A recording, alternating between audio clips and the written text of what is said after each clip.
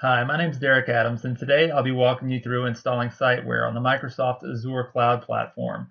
We'll start off with a high-level overview of what we're trying to accomplish. Then we'll walk through the steps of provisioning the components on Microsoft Azure platform. Finally, we'll configure a SiteWhere instance. To start things off, we'll take a high-level look at what we're trying to accomplish with the system. If you don't already have a Microsoft Azure subscription, you'll need to get one. They do offer a trial subscription for about a month's worth of usage. Once you have a subscription, you'll be able to log into the Azure Management Portal, which will allow you to provision the components you'll need to go through the rest of the demo. We'll start by creating a virtual network for our components. With the network established, we'll go ahead and create an HDInsight cluster. That's where our HBase cluster will be running. Then we'll create a Docker Swarm cluster with 3 nodes, a master node and 2 data nodes. With the Docker Swarm cluster running, we'll install a copy of SiteWhere. After that, we'll install a copy of HiveMQ as an MQTT broker, and then we'll connect everything. Now that we have an idea about what we're trying to accomplish, let's move over to the Microsoft Azure portal and start to make it happen. Okay, let's get things started by opening up browser window, and we'll navigate to manage.windowsazure.com. And that's going to bring up the management portal for Windows Azure.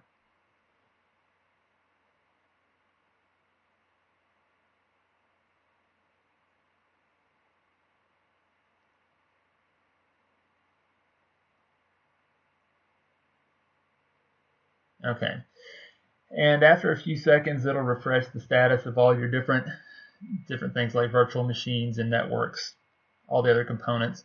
So the first thing we want to do is take care of some of the longer running tasks that we need to start things out with.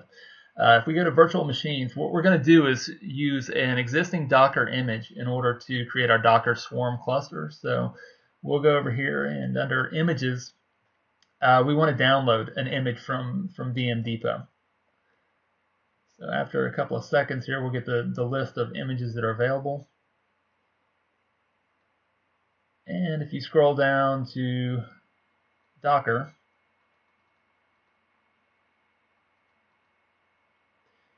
you'll see that we've provided a Docker 1.5 image, which has everything set up, everything you need to get started with Docker.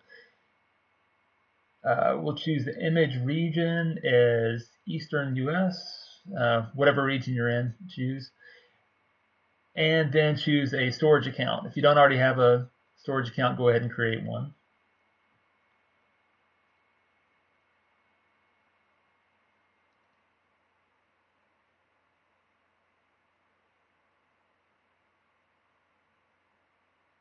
Okay. And this is going to run in the background, so we'll just wait for that image, and we'll come back when we want to create a virtual machine. Now, while that's going on, let's go down and we'll choose Networks, and we want to create a virtual network to run all of our components on. So I'm going to create a network called SiteWhere. I'm going to put the location as Eastern US and use my BizSpark subscription. For now, we're not going to enter anything special for DNS servers or any of the other stuff. And actually, we can leave the defaults as far as the subnet as well. So we're just going to use the default subnet settings.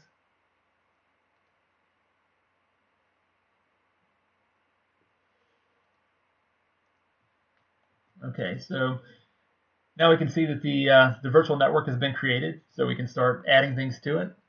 The first thing we want to add to the network is going to be our HDInsight instance. So what we want to do is create a new HDInsight cluster.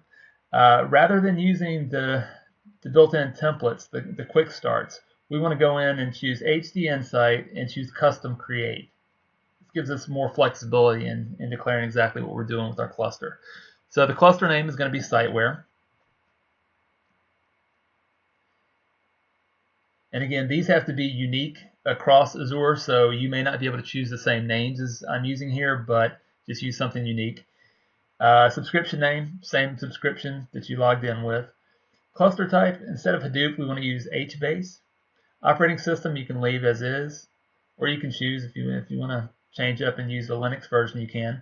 HDInsight version. SiteWhere 102 uses the same requirements as 3.2 on here.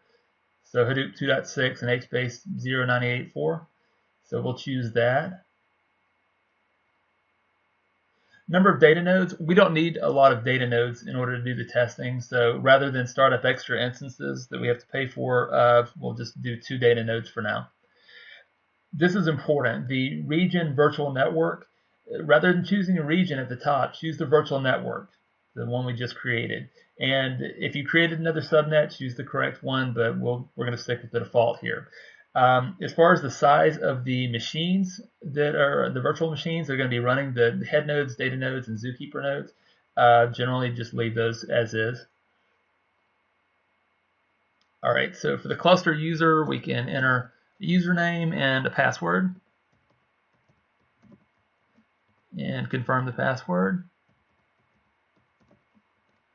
and continue. Storage account. Let's see, we'll use an existing storage account and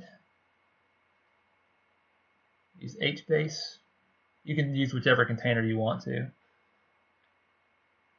And if there's not an existing container, you can create a new one from the same wizard. All right, and then we click check, and that'll start the initialization for the cluster. Now, the HBase cluster initialization does take a while. It's generally 10-15 minutes before it comes up. So if we go back up to the top here and look at virtual machines, look at images, we'll see that this is still in progress as well. So we're at about 14% at this point. So what we'll do now is pause for a moment, and once everything is downloaded, we'll go back and take the next steps, which is going to be creating the actual Docker Swarm virtual machines.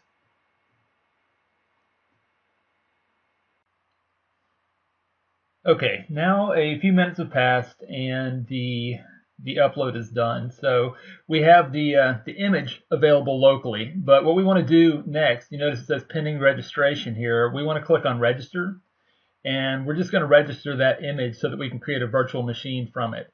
You can leave the defaults as is, and after a few seconds it will have registered and be available to create a virtual machine. So while that's happening, let's go, and we need to create a cloud service for our virtual machines to run on. You want to click on Quick Create and then choose a URL that you're going to use to access your cloud service. So in my case, I'll do SW Swarm, and I'm going to choose the Eastern US region because that's the same region I chose when I was creating my virtual network, and choose the default description. Click on Create Cloud Service. And so now it's created a cloud service for me. Once you have a cloud service, you can start creating virtual machines from that image we downloaded before. So if I click on Virtual Machines, it says none have been created yet, so I'm going to start creating some. Got virtual machine. I want to choose from gallery. To choose from gallery in this wizard, I get the option of my images, and that image that was downloaded earlier that we registered is available. Click next. Virtual machine name, I'm going to call it SW Swarm Master. And I'll leave the size as A1. That's just a small instance, but we don't need anything large for the master node. And I'll provide a password for logging in. I'll leave the default Azure user as the username. So this is the actual credentials you'll use to log into your virtual machines. And then confirm that.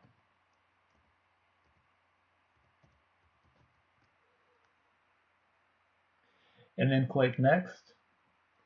All right, so we'll choose the cloud service we just created. Subscription, we want to choose the region or virtual network, and we want to choose SiteWhere as the virtual network. Leave everything else as is, and then click check to create it. Now that we have the master node created, we need to create the 2 data nodes to go with it. So we'll follow the same process.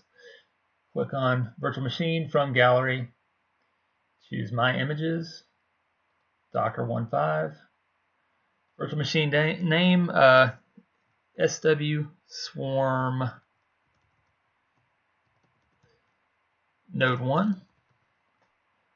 I'll increase the size of this core just because we'll probably need more memory and processing power on it. Provide a password for logging in.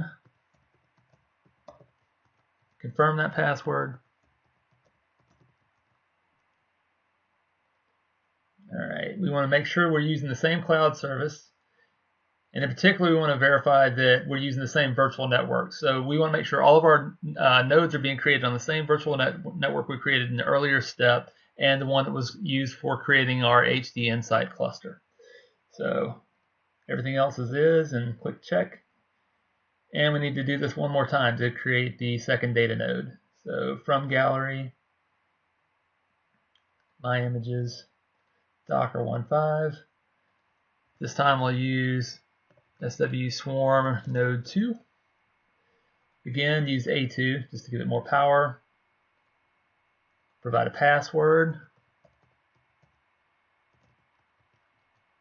Confirm it.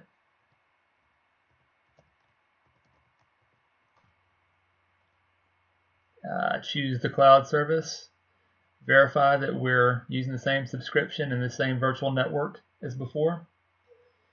One thing you'll notice on this, I didn't mention before, the public port is listed as auto. Because all three of these nodes are running inside the same virtual network, if we want to connect to those from external, we need to have a port to connect on. Well, the master node we created first is mapped to port 22. The ones created after, when they come up, they're going to be assigned on the fly a port for SSHing into, so we can access all of them from external. So that auto is just going to make sure that happens. And you don't have to make any changes to make that happen. So we click next here, and we click check. And at this point, all three of our swarm nodes are coming up. So we'll wait for all three of these to be started, and then we'll take the next start of the process, which is to SSH into those and configure them to be in a swarm cluster.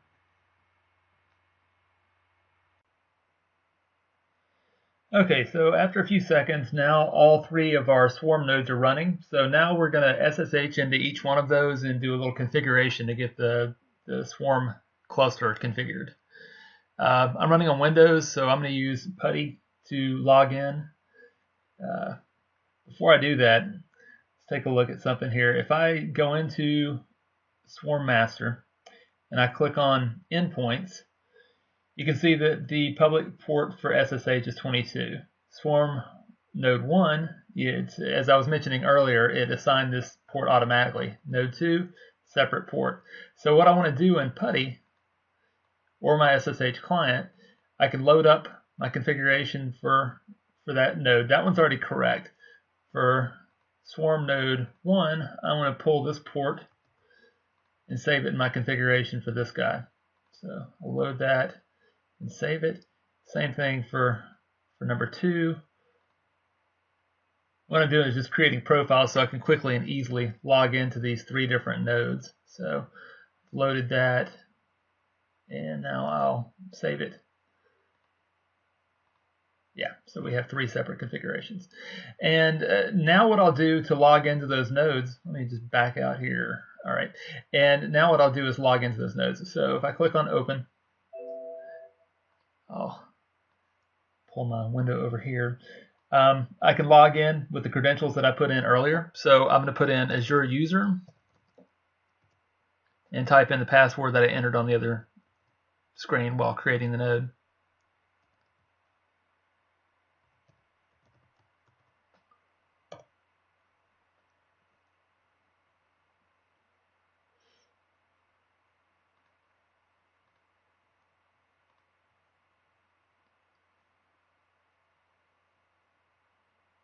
And a lot of times this does take a little while. I'm not sure why, but when you first start logging in to a node, it takes a while for it to come up. And what we'll do is do the exact same steps to get sessions with our other nodes. So I'll load up that. And once again, put the window over here. I created all these with the Azure User. and all the same password.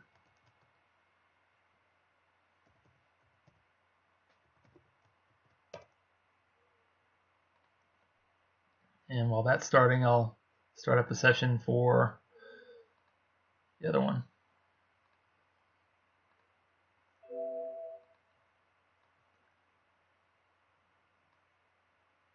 All right, so this is node 2. And I'll do Azure user and same password.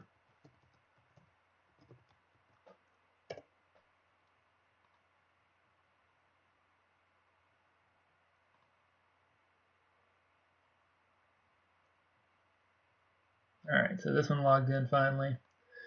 And the third one should be logging in as well. Now, once these are logged in, there's one thing that you're going to run into. Since these are coming from an image, they all have the same Docker ID out of the box. So if I do a Docker info,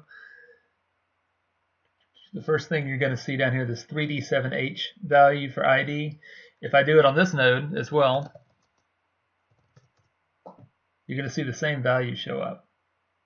Same thing on this guy. Well, that's not a good thing if you're in a swarm cluster. The IDs need to be unique. So what we're going to do is fix that by doing sudo -i, change into the etc docker directory. There is a file called key.json. Remove key.json, and then service docker restart.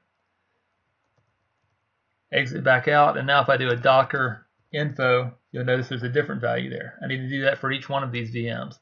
So same thing, sudo -i, change to etc docker, remove the key file, service docker restart, exit docker info, and we'll see, notice the ID begins with F on that one, this one's Q, so we've got different IDs now. Same thing on this one, do a sudo, change to etc docker, remove the key file, service docker restart, exit docker info. All right, you notice this is a different ID as well. So now we have 3 different Docker nodes, and they all have different IDs. And you can see SW Swarm Master at the top of this one, node 1 at the top of this one, node 2. So we have all 3 nodes up and ready to go. So the next step of the process is to go ahead and let these nodes know which ones are the master and which ones are the worker nodes. Now the first part of the process is we need to create a unique ID for the Docker swarm. So we'll run this command on the primary Docker machine. Docker run swarm create. What that's going to do is create a unique ID. All right, we want to take this ID and copy it for later use.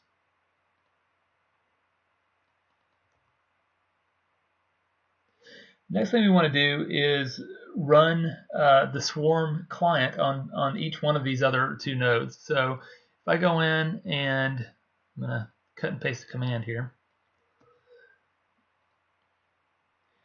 First thing we need to do is figure out what the IP address is and the internal IP address. You can see up here that it's 10.0.0.15, and that's the actual one on the virtual network that we've created. So if I do an if config, this first value is the Docker internal, which is not to be used. The next one, the ETH0, is this 10.0.0.15. That's the IP address we want to use when we're configuring ourselves in the cluster. So I'm going to paste, well, hold on one second. I'm going to paste this command in.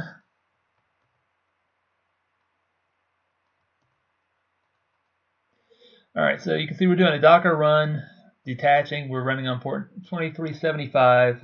This is all about joining the cluster. Now there's a couple of values on here that have to be changed. 10.0.0.15, as it happens, is the right IP address of this machine, but this other value for the token needs to be the one that I copied from the master node. So let's copy that. Let's paste it here, and then hit enter. And after a second, you'll see that that's running.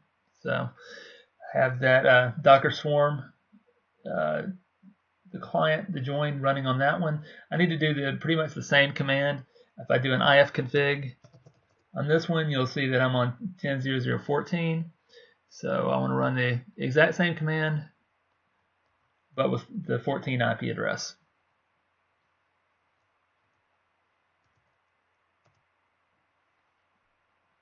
Okay, so at this point I have both of those set up. The next thing I need to do is tell the master node that it's the master to look for messages from these two nodes. So I'll go in here and I will start with that part, and I will copy the ID that we created for it. All right, so this is saying to run on port 2375 swarm manage it with that same token. So we're gonna start up swarm at that point. Okay, so if I do a docker ps, you can see this guy's out there running, and what should happen now is the two client nodes should hook up with the swarm master, and we should have a Docker swarm cluster that's automatically created. Now, you notice the port number 2375 is what we've assigned to the swarm manager. So we should be able to do a slightly different command, docker, change the host to 2375, and then do info. All right, so at this point, this looks a little different than your standard Docker client output. Normally, you would just see the information for one machine. Well, in this case, we're seeing the Docker swarm. We see swarm node 2, swarm node 1, and you can see the number of CPUs and the amount of memory that's on each one of them. So we successfully created a swarm cluster at this point.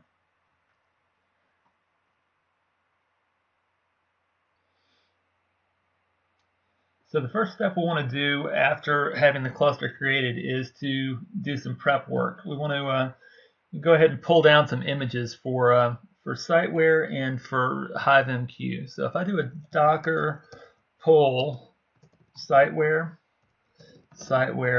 102. Now this is an unreleased version, but we do have it pushed out, and it's actually a good version to use, especially in this HBase example, because it increases HBase performance over 101 by like 20-fold.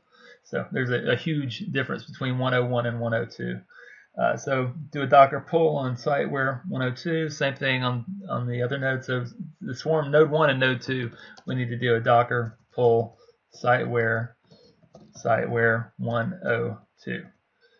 And that's going out there to the Docker Hub and downloading those the 1.02 version of SiteWhere to these local nodes. And this could happen on the fly later, but it's just better to go ahead and preload it. That way you don't have to wait once we're setting up the rest of the situation here. So let's also download. What we've done is created a Docker image for HiveMQ as well, just to make it quick and easy to set up MQTT within a Docker cluster. So we'll do a docker pull SiteWhere HiveMQ, and I think the version is 221. Yeah, and we'll do that on this one as well. Docker pull SiteWhere HiveMQ 221.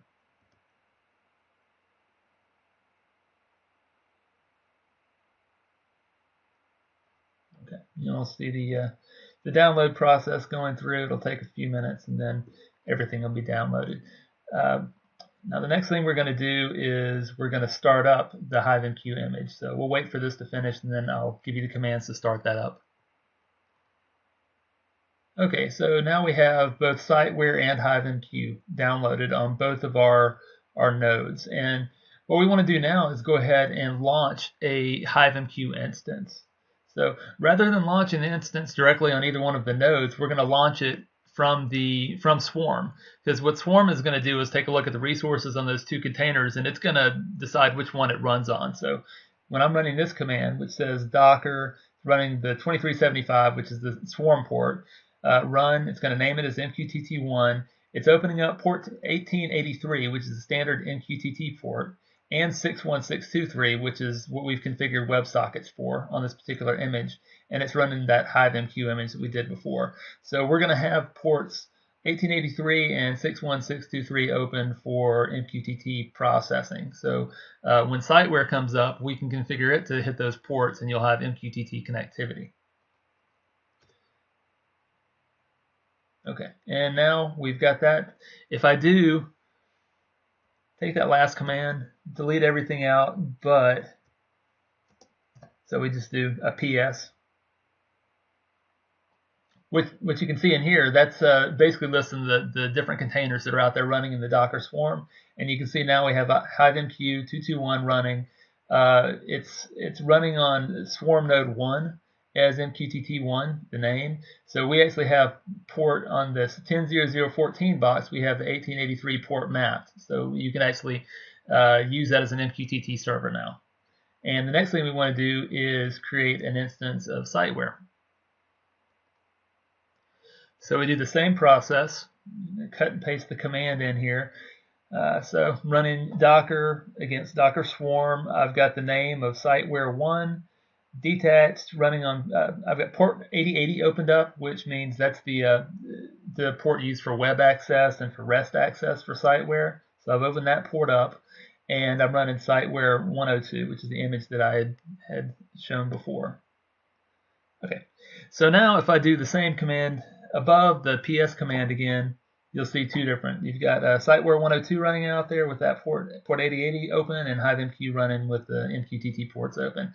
So the first thing to do is go in on SiteWhere. The default configuration that comes off the web is using a very simple layout, and the idea is that it runs on MongoDB with some very default settings. So we need to go in and change around the configuration so that it's going to connect both to our Azure, our HDInsight cluster, and to our HiveMQ server.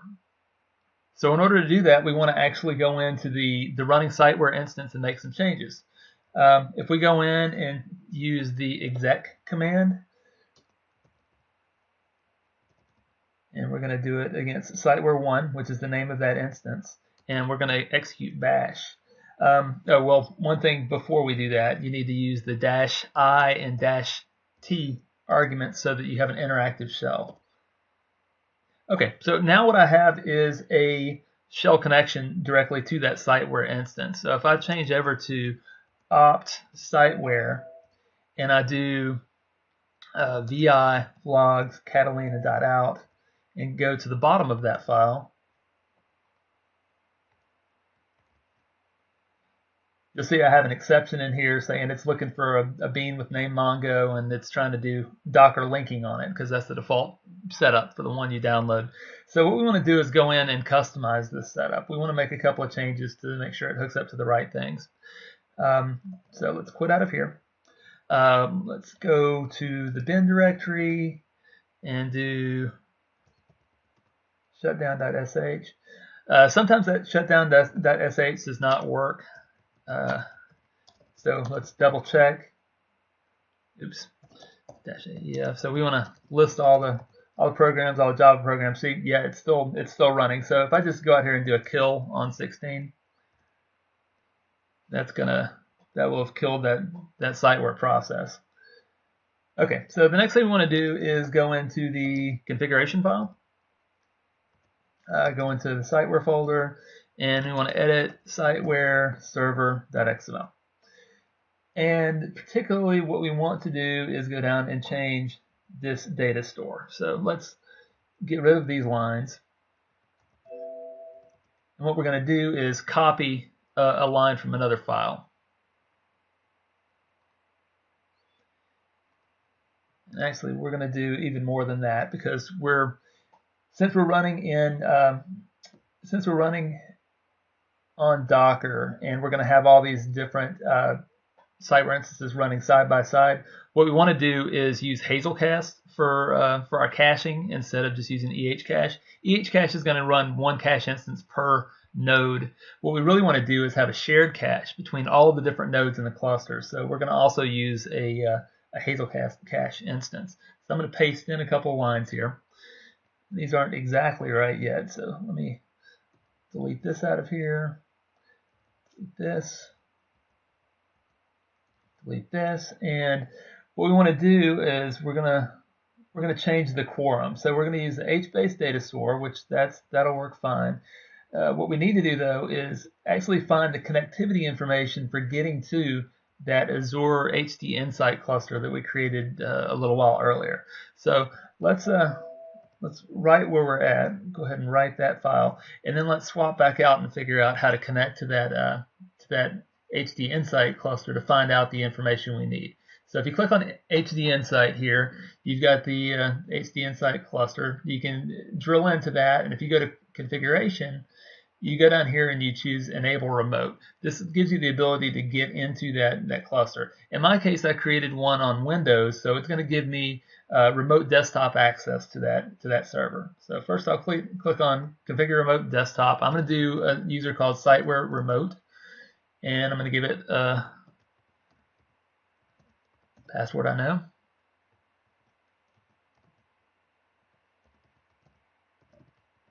All right. And you have to set the expiration for somewhere around a week in advance, or a week in the future. And then click on that. And after waiting a few seconds, this should come back and it'll be configured to where I can connect to it remotely. Okay, and at this point we have successfully configured our remote connectivity. So you notice down here now we have the ability to connect. So in my case, if I click on connect, it's going to pop up a dialog box and ask me if I want to open it with remote desktop. I click OK. And I have to do some OKs in the background here, and then let me move it into this window. So here's my remote desktop connection. And after a few seconds, it should log in. So you'll see I'm running Windows Server 2012. Okay, and everything's logged in. So the first thing I can do is go in here and let's see. I'm going to go to my HBase master UI and click on OK there. And we know we have an HBase cluster that's running here.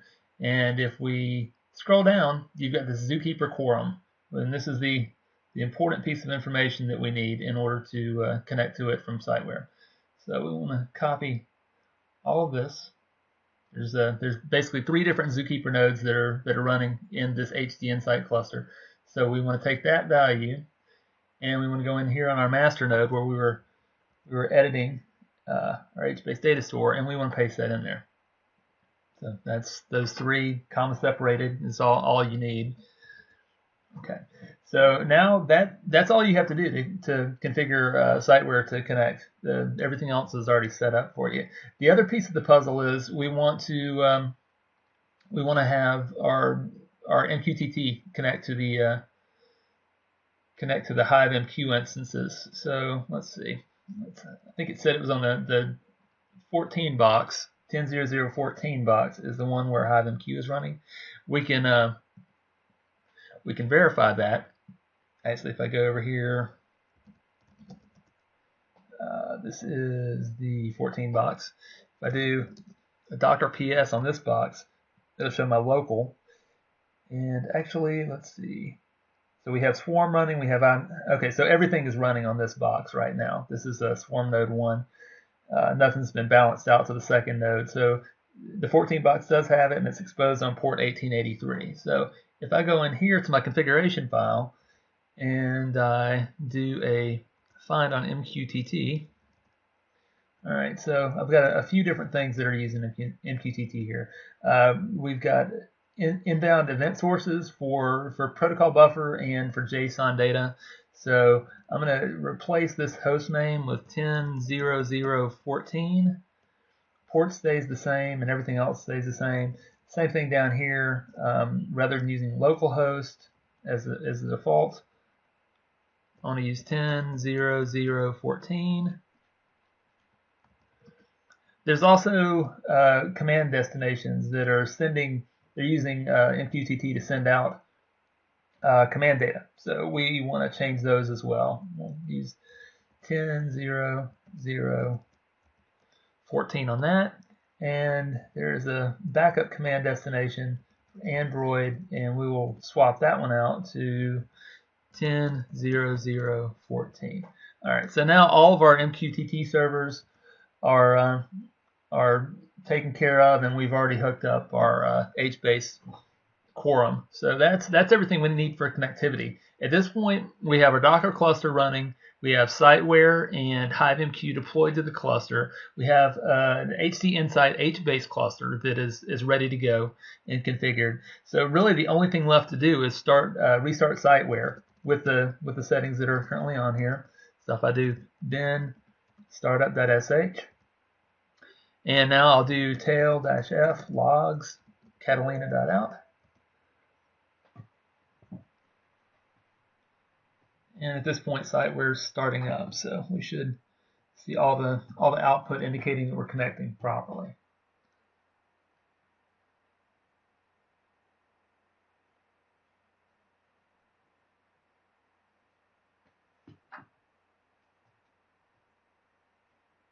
Okay, at this point, Hazelcast is starting up. Okay, it's established a session with HBase, so we're successfully connected to HBase. Okay, so according to the server output, everything started up successfully. Next thing we want to do is go in there and verify it. So we want to connect to port 8080 on that SiteWhere box. So the best way to do that, since we have it exposed as port 8080 via Docker, but we can't hit it externally unless we expose that same port on our virtual machine itself. So what we want to do is go to that swarm node 1, navigate into it, and add an endpoint for port 8080. We'll just call this SiteWhere, and we'll add a public port 8080, private port 8080, and add that. And we'll wait a few seconds. It takes a few seconds for it to apply. Okay, and now it's finished, so we see that port 8080 is mapped to SiteWhere. So we should have a direct line from external to get to that port. So if we go in here and enter http swswarm.cloudapp.net SiteWhere admin, and that's port 8080 on that, we should actually hit the SiteWhere login page. And we enter, I've already hit that URL before, but we normally would have to enter admin and password, click login. And you'll see that we already have some sample data that's been populated. So this means SiteWhere is running, it's connected to that MQTT instance, it's connected to the HDInsight database, and we're actually storing the data that comes into SiteWhere into HDInsight. And just to verify that, we can go back in on this, if we go back to the HDInsight cluster and look at the remote desktop connection. If we go in here and go to Hadoop command line, it's maybe a little hard to read. If you change into, there's a predefined directory called, if you do %hbase_home, another %/bin. So there's a defined variable for that, and you can type in hbase shell. And that is the HBase shell prompt for the cluster. So it gives us the ability to browse the data that's in the cluster. And it takes a while to start up, but once it does start, it's pretty easy to use. All right, so we have a command prompt. We hit type a list command, and what that's going to do is list off all the different tables. So you see that we have the devices table, events, sites, UIDs, users. If we do a scan on one of these tables, you can see, let's say, for instance, devices, which you put it in single quotes. And you're going to get a ton of data spewing out here. What happens is the first time SiteWhere starts up, there's configuration options to have it automatically populate a lot of data for you. So what we've done is automatically populated a bunch of data, and that's the exact same data that you're seeing in this other interface. So you have the ability to go in here, and now you can, once we have since we have everything connected, now you can start sending data in the system. So if I go out there and I start sending data over this to the MQTT broker, it's going to show up in SiteWhere. Okay, so just to sum back up where we've been, what we've done so far. We started out with nothing in Azure. We went out and we created a virtual network, and then we went out and we created an Azure cluster, an HDInsight cluster with HBase installed on it. After that, we went in and we, after downloading the image for a Docker virtual machine for Docker 1.5, we created 3 separate virtual machines. We logged into those virtual machines and set them up as a swarm cluster. And then we went out and got the open source, the free editions of SiteWhere and HiveMQ, installed those into the swarm, took that SiteWhere instance, connected it to the HDInsight HBase cluster and the HiveMQ, started that up, everything's linked up, and now you've got a running instance of SiteWhere that's fully connected and ready to use. Now, this is cool in and of itself because you've obviously you can run this in the cloud, and if I want to, I can go out there and create multiple instances of SiteWhere running out in that swarm cluster. The really cool thing is, as of SiteWhere 1.02, there's a new Enterprise Edition, and the Enterprise Edition does a lot of other cool things for you. Whereas you would have to go out, and you can totally do this with the open source version. There's no requirement to use the Enterprise Edition to use any of this swarm clustering and all of the other cool benefits. But if you use the SiteWhere has a cluster manager program that is part of the 1.02 enterprise release, and that's provides a graphical user interface for hot deploying all these SiteWhere nodes, and it also centralizes the configuration management. Where you saw me have to go in and manually edit a configuration file, which you would have to do that for each one of the SiteWhere nodes on your cluster, the Enterprise Edition SiteWhere Cluster Manager centralizes that configuration and allows you to do it via the UI. Now that you've finished a basic introduction of running SiteWhere on Microsoft's Azure Cloud, take some time to play around with the different components and get used to how everything works. We should be releasing a new video in the next week or so to actually go beyond this and start out with an existing cluster, just as we're talking about here, but using some of the more horizontally scalable features as far as using multiple instances of SiteWhere, multiple MQTT brokers, some of the other interesting parts about scalability in regard to SiteWhere Enterprise Edition. So it'll give you kind of a chance to get to see SiteWhere Cluster Manager and start to get a feel for the difference between the enterprise components as opposed to the open source components shown today. Thanks for your time. We appreciate it.